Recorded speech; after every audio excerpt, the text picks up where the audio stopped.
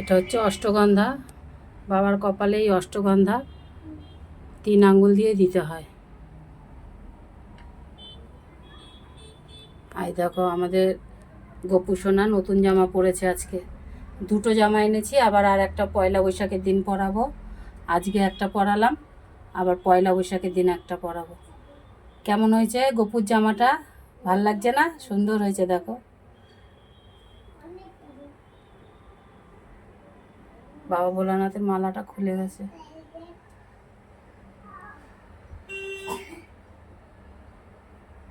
তা হয়ে গেল আমার পুজো দেওয়া।